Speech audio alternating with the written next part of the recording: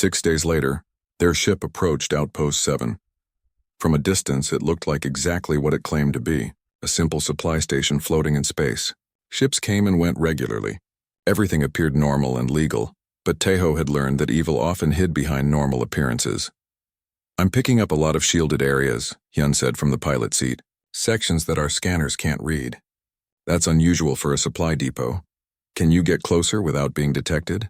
Yuna asked. "Maybe. If I drift in like we're just passing through."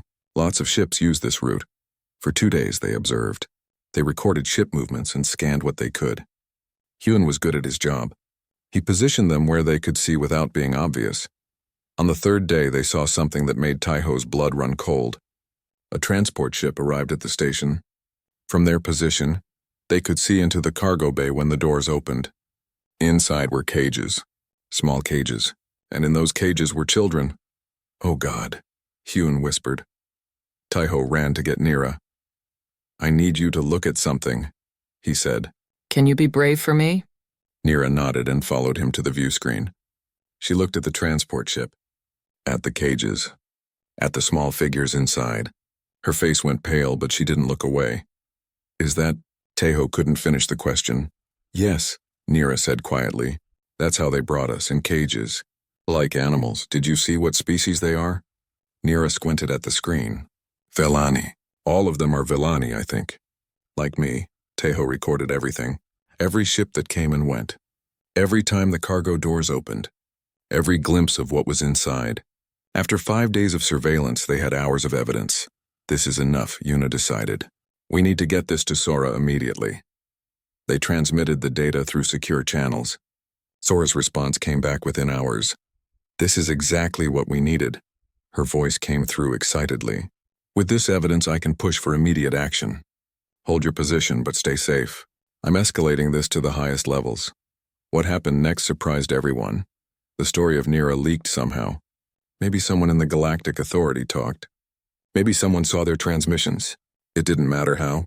What mattered was that suddenly, the entire human network was talking about a small alien girl who had been tortured and experimented on. And humans were angry. The first sign was a message from Port Haven Station. "We're sending ships to your location," the commander said. "Don't worry about authorization. We're coming." "You can't do that," Yuna protested. "You'll get in trouble with the Galactic Council." "Let them complain," the commander replied. "We're human. We protect children, all children. That's who we are." Within 2 days, 12 human ships arrived at their position. Some were private vessels like theirs. Some were security ships. One was even a small military patrol that happened to be in the area. "We heard about the little girl," each captain said. "We're here to help." But it didn't stop there. On human worlds throughout the galaxy, the response was overwhelming. News stations ran stories about Nira, about the scars, about the experiments, about children in cages. Humans everywhere were furious. Money started pouring in. Donations for Vellani protection, for medical care, for legal support. Within a week, humans had raised enough money to fund a dedicated anti-trafficking task force. Lawyers began building cases. Human law firms offered free services to argue for Vellani rights in front of the Galactic Council. Medical teams volunteered to develop treatments for the survivors. Human doctors who specialized in trauma offered to help for free. But the most significant response came from the military. A decorated human special forces operative named Junho contacted them directly. "I've been authorized to form a rescue team," he said. "We're going in to get those kids. Official or not, we're doing this." "The Galactic Council hasn't approved it," Sora warned in a call with all of them. "I don't care," Junho said flatly. "I have a daughter. She's 8 years old. When I saw that footage of children in cages, I imagined her in one of those cages. I'm not waiting for paperwork while kids are being tortured." And he wasn't alone. Dozens of human soldiers volunteered. They formed teams, planned strategies, and prepared for assault. The Galactic Council was not happy. They sent warnings. They threatened sanctions. They called the humans emotionally unstable and dangerously reactive. But humans didn't care. They had seen Nira's scars. They had heard her story. And they had decided that some things were more important than following rules. Other species watched this with mixed reactions. Some admired humanity's compassion. Others were frightened by their intensity. "This is why humans are dangerous," one alien diplomat said in a recorded council meeting. "They form emotional attachments too easily. They can't be objective." "Maybe objectivity is overrated," a human representative replied, "when children are dying." The debate raged across the galaxy, but while politicians argued, Junho's team acted. Using Nira's information and the surveillance data, they identified 3 facilities operated by the Prometheus Group. Outpost 7 was the largest, but there were 2 others on distant planets. "We're hitting all 3 at once," Junho explained in a planning meeting. "Fast and coordinated. We get in, get the kids, get out. Anyone who tries to stop us faces the consequences." Taiho asked to join the raid on Outpost 7. "Nira's brother might be there," he said. "If he is, he'll trust me because I have Nira," Junho agreed. "Stay behind the soldiers, stay safe, but okay. You're in." The night before the raid, Nira couldn't sleep. She sat with Taiho in the medical bay holding his hand. "What if Kale isn't there?" she asked quietly. "Then we keep looking," Taiho promised. "We don't give up. What if he is there, but he's different? What if they hurt him too much?" Taiho pulled her close. "Then we help him heal. Just like we're helping you heal. No matter what, we don't leave anyone behind." "Humans are strange," Nira said thoughtfully. "Other species in the galaxy, they talk about rules and procedures and proper channels. But humans just act. You see something wrong and you fix it. Is that bad?" Taiho asked. "No," Nira said. She smiled slightly. "I think it's the best thing about humans. You care too much. That's what the other species say, but I think you care exactly the right amount." The raid happened at dawn station time.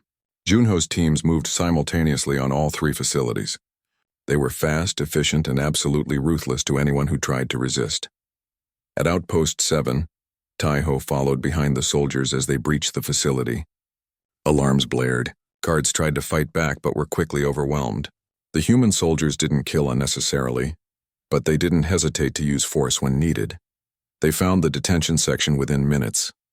Rows and rows of cages, just like in Nira's drawings. Inside were children of various species, but mostly Vellani. "Dirty, scared, hurt, we're here to help," Junho shouted. "You're safe now. We're getting you out." The children didn't believe them at first. They cowered in their cages, expecting more pain.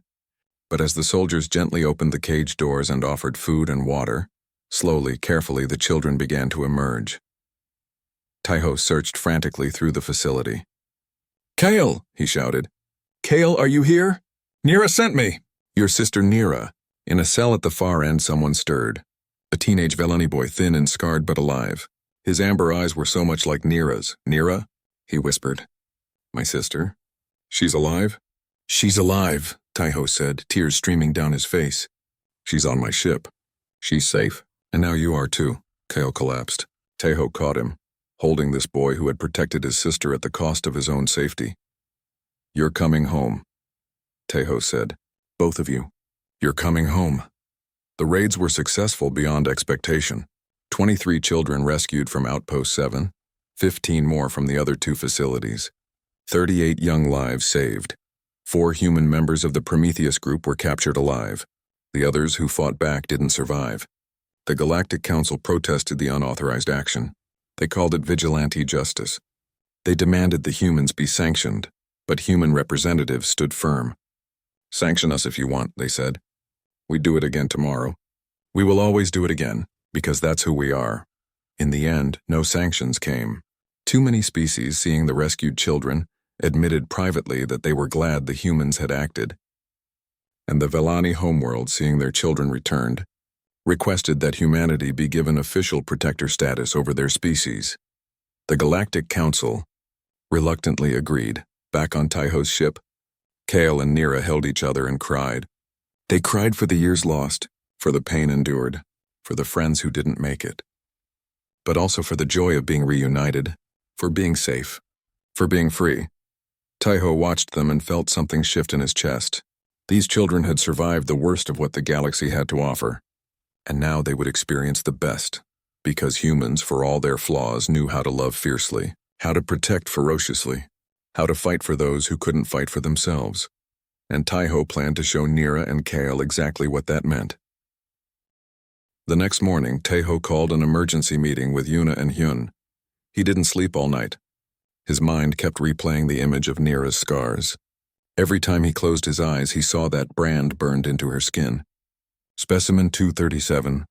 "We need to talk," he said when they gathered in the common room. His voice was rough from crying. Yuna took one look at his face and her expression hardened. "What happened?" "Nira showed me her scars last night. All of them." Taeho had to pause and take a breath. "It's worse than we thought." Much worse, he told them everything. About the surgical scars, the injection marks, the brand. About her brother Kale. About the experiments and the drugs and the children who died. By the time he finished, Hyun was pacing angrily and Yuna's jaw was clenched so tight her teeth might break. "Those monsters," Hyun spat. "They branded her like an animal. She's just a baby." "She's not even 10 years old," Taeho said. "And she's been in that hell for over 2 years. Yuna stood up. "I'm contacting Galactic Authority immediately.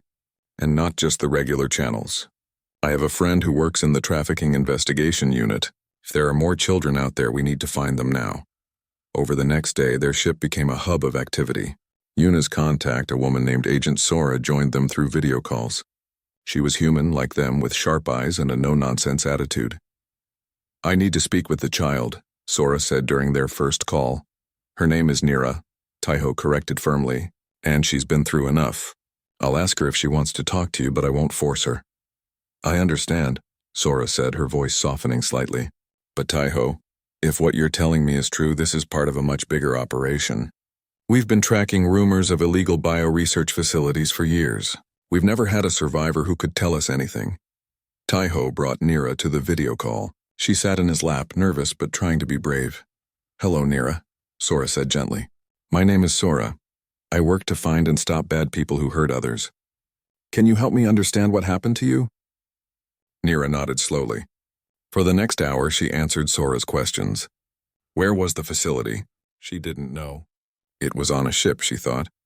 A big ship that never landed. How many children were there? She remembered about 15 in her section, but there were other sections she never saw. What did the bad people look like? Different species. Some were human. Some were Zerath. Some were species she didn't know. Humans? Hyun said in disbelief. Humans did this? Some of them, Nira confirmed quietly. The head doctor was human. He told us we should be grateful. He said we were helping advance medicine. Taeho felt sick. He thought about his own species, humans, who liked to think of themselves as the good ones in the galaxy. The ones who cared about others. But here was proof that some humans were just as capable of evil as any other species. Sora's investigation moved quickly. She had connections throughout the galaxy. Within days, she started putting together a picture of what had happened. It's a trafficking ring, she explained in another call. They call themselves the Prometheus Group. They've been operating for at least a decade. They target species that don't have full protection under galactic law. Filani are their primary victims because they're newly discovered and their homeworld doesn't have strong diplomatic ties. Why haven't they been stopped? Yuna demanded. Because they're careful. They move around constantly. They use shell companies and fake identities. And honestly, Sora's face darkened. Because not enough people care. Filani aren't considered important by most of the galaxy. They're seen as primitive, expendable. They're children, Taeho shouted. I know, Sora said quietly. And that's why we need to stop this now. Nira's information has been incredibly helpful. We've identified at least 3 facilities that match her descriptions. We're planning raids, but we need approval from the Galactic Council, and that takes time. How much time? Hyun asked. Weeks, maybe months. People are dying in there. Taeho stood up so fast that Nira had to hop off his lap. Children are being tortured right now while we wait for paperwork. I know, Sora repeated. But my hands are tied. I can't just invade private facilities without proper authorization. Taeho was about to argue more when Nira tugged on his sleeve. Taeho, she said softly, I need to tell you something. About Kale. He sat back down and pulled her close. What about your brother? Before he put me in the escape pod, he told me something. He said the facility ship was going to a place called Outpost 7. He heard the guards talking about it.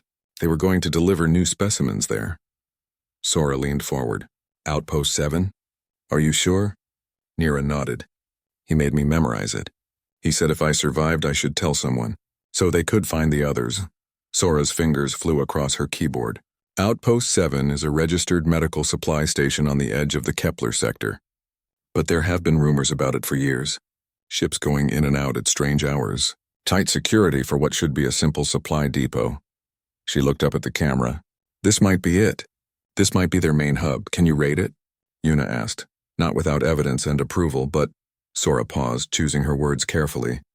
If someone were to investigate the area and find concrete evidence of illegal activity, that would speed things up considerably. There was a moment of silence as everyone understood what Sora was really saying. We're 2 days from Port Haven, Yuna said slowly, but Outpost 7 is about a week away in the opposite direction. That's unfortunate, Sora said with a meaningful look. But I suppose sometimes ships have navigational errors, or need to make unexpected detours.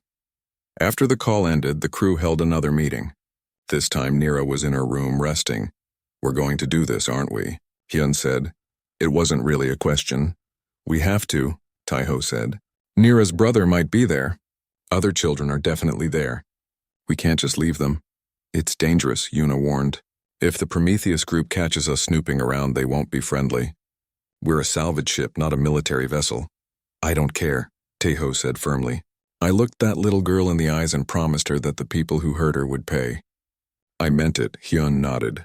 I'm in. Those bastards need to be stopped. Yuna was quiet for a long moment.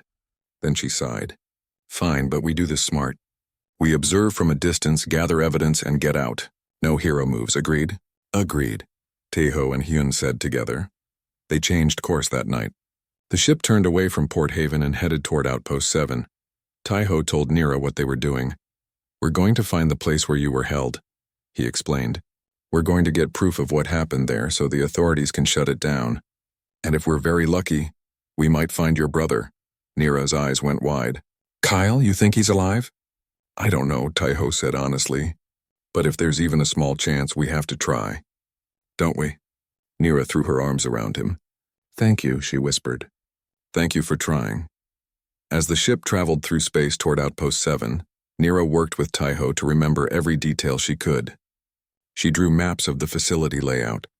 She described the guards' routines. She remembered door codes and security patterns. You're very brave, Taiho told her one evening as they worked. Most people who went through what you did would never want to think about it again. I have to think about it, Nira said seriously. Because Kale is still there. And the others. They need someone to think about them. They need someone to remember that they're not just numbers. They're people. Taiho looked at this small child who had survived horrors he couldn't imagine, and he felt a surge of determination. Nira was right. Those children needed someone to fight for them, and Taiho was going to make damn sure they got that fight. 4 weeks had passed since they found Nira. The ship was now only 2 days away from Port Haven Station. Taiho knew that when they arrived, everything would change. Authorities would get involved. Questions would be asked. Nira might be taken away from him for processing and investigation. He tried not to think about it too much. Instead, he focused on making these last few days as comfortable as possible for her. Nira had made good progress. She now spoke in simple sentences. She could walk around the ship without being scared. She even laughed sometimes when Hyun made funny faces or told silly stories. But Taiho noticed she still never let anyone touch her except him. And she never ever removed her clothes. Even when it was time to change into clean ones, she would wait until everyone left, then change quickly by herself.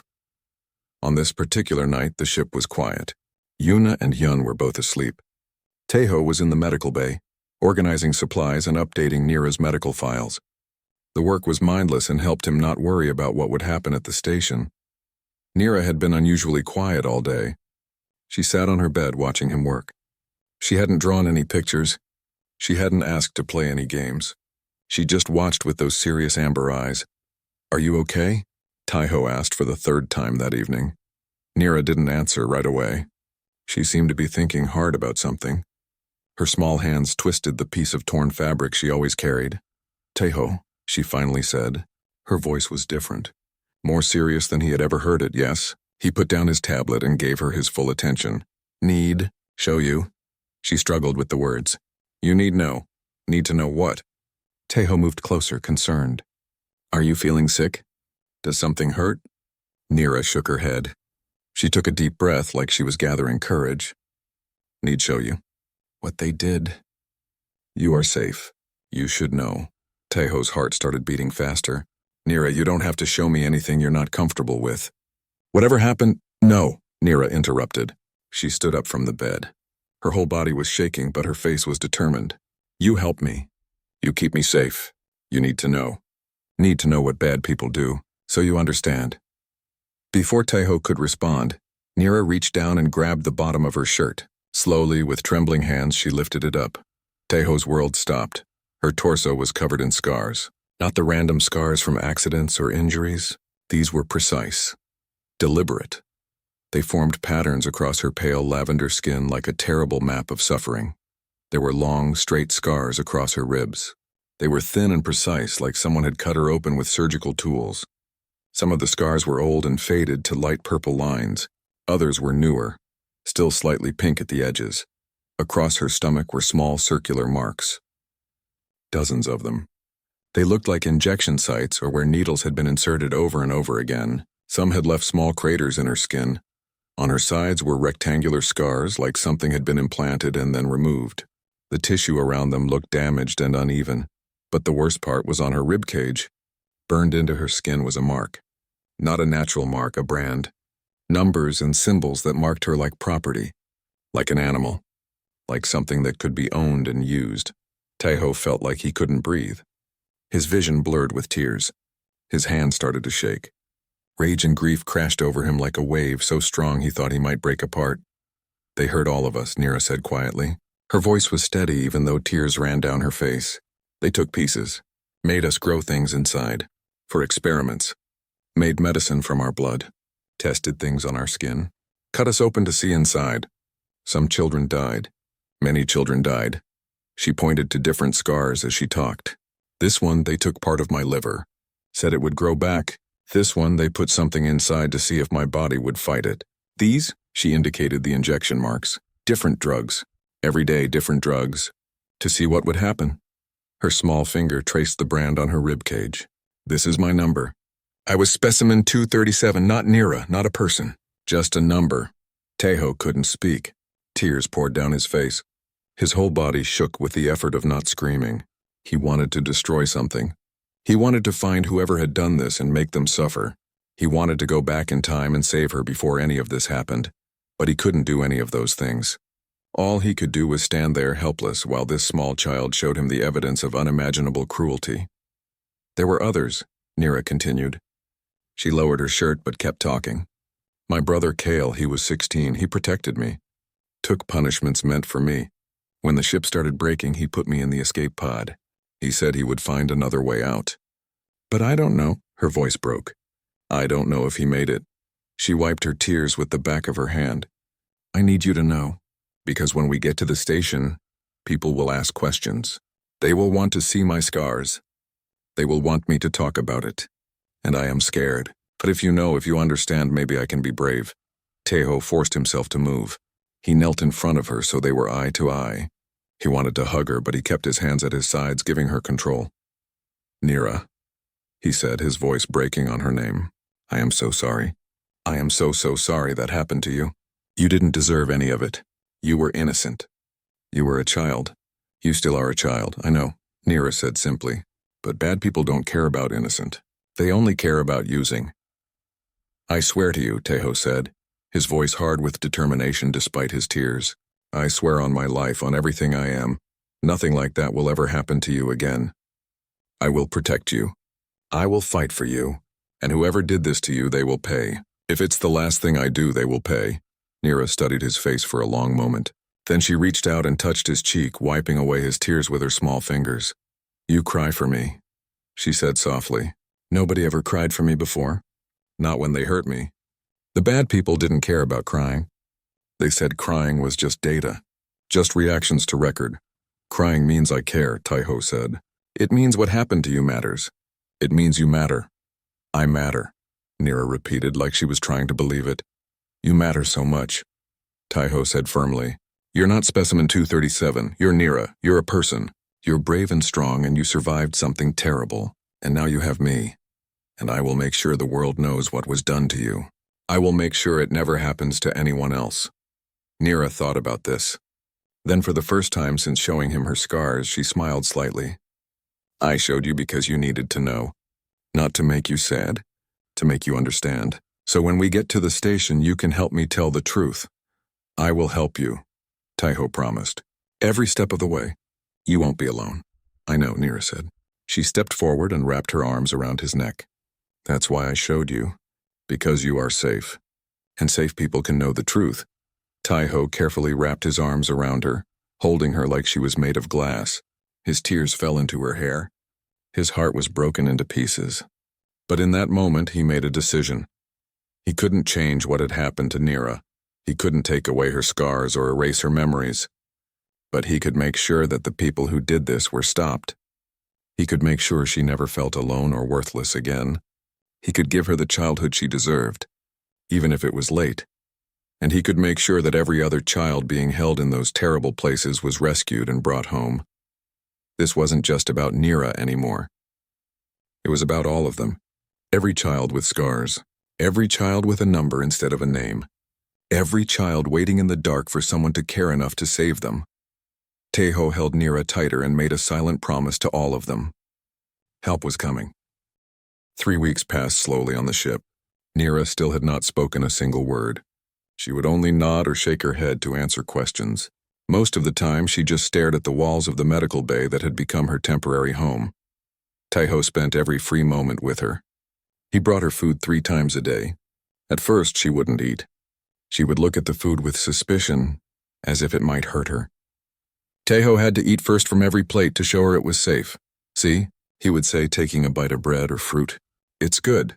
It won't make you sick. Only then would Nira slowly reach for the food. She ate like someone who expected it to be taken away at any moment, fast and scared. Captain Yuna watched from the doorway one morning. How is she? She asked quietly. Taiho sighed. Her body is healing. The broken bones are setting well. But her mind, he shook his head. I don't know what happened to her, but it was bad. Yuna crossed her arms. I've been doing research. Her species is called Villani. They're from a small planet on the outer rim. The Galactic Council only discovered them about 10 years ago. Are they protected? Taiho asked. Yuna's face darkened. That's the problem. They're classified as sentient but primitive. That means they have some rights but not full protection under galactic law. It makes them vulnerable. Taiho felt anger rise in his chest. Vulnerable to what? Trafficking, exploitation. People who see them as less than fully sentient. Yuna looked at Nira, who was curled up on her bed, clutching her piece of torn fabric. I'm afraid our little friend here might have been a victim of something terrible. That afternoon, Hyun brought something new to the medical bay. He carried a small box and wore an uncertain smile. I thought she might like these, he said, showing Taiho the contents. Inside were colored pencils and paper. Good thinking, Taiho said. He took the box and brought it to Nira. Look what Hyun brought for you. You can draw if you want. Nira looked at the pencils with wide eyes. Slowly, carefully, she reached out and touched one. Then she pulled her hand back like the pencil had burned her. It's okay, Taiho encouraged. They're yours. You can use them however you want. It took an hour, but eventually Nira picked up a pencil. She held it awkwardly at first, like she had forgotten how to draw. Then her hand began to move across the paper. Taiho tried not to watch too closely. He didn't want to make her nervous. But from the corner of his eye, he could see what she was drawing. His heart sank. Cages, bars, small figures huddled together, large shapes that might have been people or machines standing over them, and everywhere dark scribbles that could only represent pain or fear. When Nira finished, she pushed the paper toward Taiho. Her amber eyes watched his face carefully. Taiho picked up the drawing with gentle hands. He studied it, trying to keep his face calm even though his stomach was churning. Were you in a cage? He asked softly. Nira nodded. Were there others with you? Another nod. Where are they now? Nira's eyes filled with tears. She shook her head slowly. The meaning was clear. They were gone. Taiho set the drawing aside and knelt beside her bed. I'm so sorry, he said. I'm so sorry that happened to you. For the first time, a sound came from Nira's throat. Not words, just a small broken sob. She covered her face with her hands. Taiho didn't think. He just reacted. He wrapped his arms around her small body and held her while she cried. She was stiff at first, then she collapsed against him. Her tears soaked his shirt. Her whole body shook with sobs that seemed too big for someone so small. "It's okay to cry," Taiho whispered. "Cry as much as you need to. I've got you. You're safe now." They stayed like that for a long time. When Nira finally stopped crying, she didn't pull away. She just rested her head against Taiho's shoulder, exhausted. That night, Nira had a nightmare. Her screams woke everyone on the ship. Taiho ran to her room and found her thrashing in the bed, her eyes open but not seeing anything. "Nira," he caught her hands gently. "Nira, wake up. You're safe. You're on my ship. Wake up." Her eyes focused on his face. She stopped screaming but continued to shake. Without thinking, Taiho climbed onto the bed and pulled her close. He held her like his mother used to hold him when he had bad dreams as a child. "It was just a dream," he said. "A bad dream, but it's over now. I'm here. I won't let anything hurt you." Nira pressed her face against his chest. Her voice, when it finally came, was so quiet he almost missed it. "They hurt us," she whispered in broken, halting words. "Every day. They hurt us." Taiho's breath caught. Her first real words. And they were about pain. "Who hurt you?" he asked gently. "Bad people. They took us from home. Put us in cages. Did bad things." Her voice was rough, like she hadn't used it in a long time. Each word seemed to cost her great effort. "What kind of bad things?" Nira shook her head. She couldn't or wouldn't say more. But Taiho could imagine. The scars on her body told their own story. The next morning, Yuna called Taiho to the control room. Her face was grim. "I sent Nira's medical scans to some contacts," she said. "People who know about trafficking and illegal operations. They confirmed what we suspected." "What?" Taiho asked, though he already knew the answer would be terrible. "Those scars on her body are surgical. Precise. Done by someone with medical knowledge. The pattern suggests repeated procedures over a long time." Yuna pulled up images on her screen. "Taiho, they weren't just holding her prisoner. They were experimenting on her." Taiho felt like someone had punched him in the stomach. "Experimenting? Why?" "She's just a child." "Because Vellani don't have full protection. Because their biology is similar enough to other species to be useful for testing. Because some people are monsters who see profit instead of children." Yuna's voice was hard with anger. "There's a black market for this kind of thing. Illegal laboratories that test drugs, procedures, genetic modifications. They use species that won't be missed. That no one will protect." Taiho sat down heavily. His hands were shaking. "How many others?" "We don't know. But if Nira was with others like she indicated in her drawing, there could be dozens, maybe hundreds." Over the next few days, Nira slowly opened up more. She would point at her drawings and say a few words to explain them. Cage room. Pain room. Sleep place. Each phrase was like a knife in Taiho's heart. She also started following him around the ship.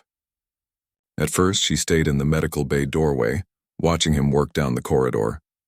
Then she started venturing out, always keeping him in sight. Eventually, she would walk beside him, sometimes reaching out to touch his hand or sleeve as if to make sure he was real. One evening, Taiho was in the common area, eating dinner. Nira sat beside him, slowly eating her own meal. Yun and Yuna were there too, talking quietly about their route to the nearest station. Nira stopped eating. She turned to face Taiho fully. Her amber eyes were serious and intense. "You?" she said carefully. "Safe." "Yes," Taiho agreed. "You're safe here." She shook her head. "No, you are safe. You are good." She struggled for the right words. "Others were bad. You are not bad. Safe." Taiho felt his eyes burn with tears. He understood. She wasn't saying she felt safe. She was saying that he was a safe person, that she trusted him. "Thank you," he said, his voice rough with emotion. "That means everything to me." Nira reached out and touched his face with her small hand. Her fingers were gentle against his cheek.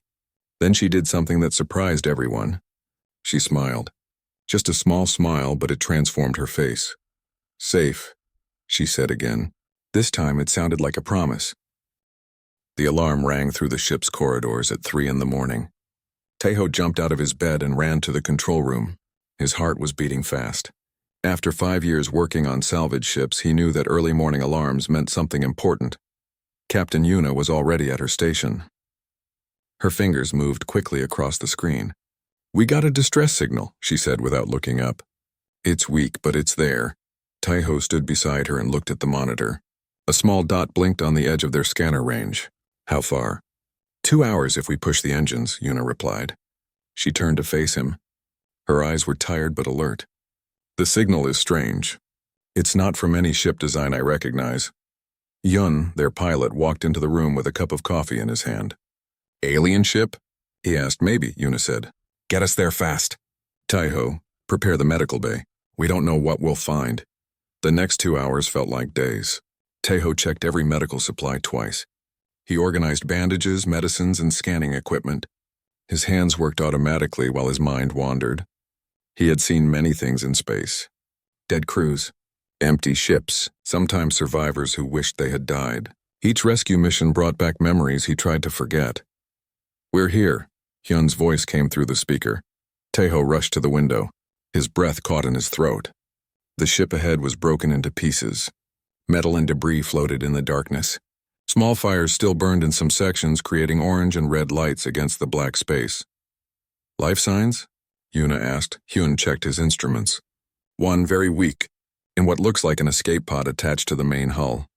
"Taiho, suit up. Hyun will take you over," Yuna ordered. 10 minutes later, Taiho floated through space toward the destroyed ship. His helmet light cut through the darkness. The ship's design was unlike anything he had seen before. The metal had strange patterns. The doors were round instead of rectangular. "I'm at the pod," Taiho said into his radio. "Be careful." Yuna's voice crackled in his ear. Taiho found the pod's emergency release. The door opened with a hiss of air. His light moved across the small space inside. At first he saw nothing. Then something moved in the corner. A child. Taiho's heart stopped. It was a small alien child curled into a ball. Her skin was pale lavender. Her eyes were huge and amber-colored, like golden honey. She stared at him with pure terror. "Hey," Taiho said softly. "I'm here to help." The child didn't move. She was shaking. Taiho could see she was hurt. Her arm hung at a wrong angle. There was dried blood on her clothes. "I won't hurt you," Taiho continued. He moved very slowly. "My name is Taiho. I'm going to take you somewhere safe." The child pressed herself harder against the wall. Taiho noticed she was holding something, a piece of torn fabric. She clutched it like it was the most important thing in the universe. Taiho knew he had to move fast.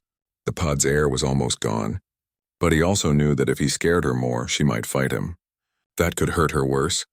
"I have a sister," Taiho lied gently. His real sister had died years ago, but he still talked about her like she was alive. "She's about your size. She likes to draw pictures. Do you like to draw?" The child's eyes moved slightly. Not much, but enough to show she was listening. "I'm going to come closer now," Taiho said. "I need to check your arm. It looks like it hurts." He moved inch by inch. The child watched every movement. When Taiho was close enough, he saw more details. She had small cuts all over her exposed skin. Her clothes were torn and dirty, but her eyes were the worst part. They looked old. No child should have eyes that looked so old and sad. "I'm going to pick you up," Taiho said. "We need to get you to my ship. You need medicine and food.